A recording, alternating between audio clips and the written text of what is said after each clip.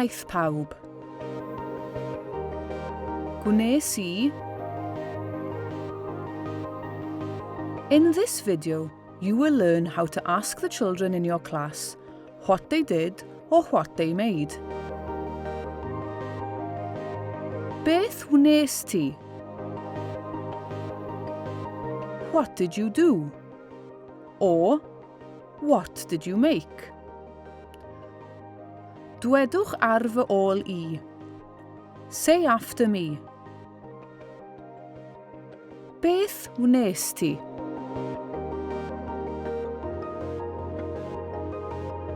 To answer I did or I made, we say gwnes I. Look at the following examples and repeat. Gwnes I lun pert. I made, or I did, a pretty picture. Gwnes I siapau toes. I made dough shapes. Gwnes I fwyd. I made food. We can also add any verb noun.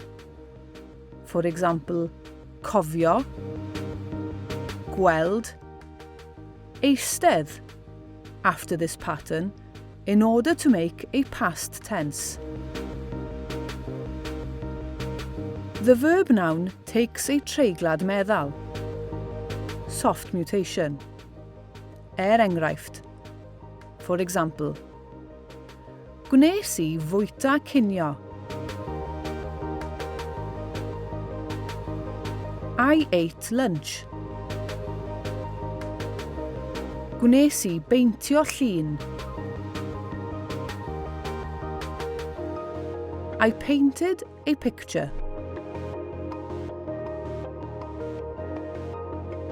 To ask what someone else did or made, we would say, enghraifft, for example, beth wnaeth Teddy? What did Teddy do? Make. Neu, beth wnaeth e? What did he do? What did he make? Beth wnaeth Dolly? What did Dolly do? What did Dolly make? Neu, beth wnaeth hi? What did she do? What did she make? A dyma rai atebion. And here are some answers. Dwedwch ar fy ôl I. Gwnaeth Teddy swper. Teddy made supper.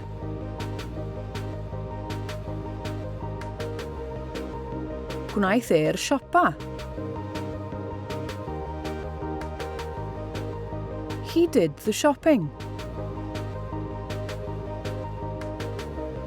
Gwnaeth Dolly de. Dolly made tea. Gwnaeth hi'r gwely. She made the bed. Cofiwch, remember, the verb noun takes a treiglad meddal.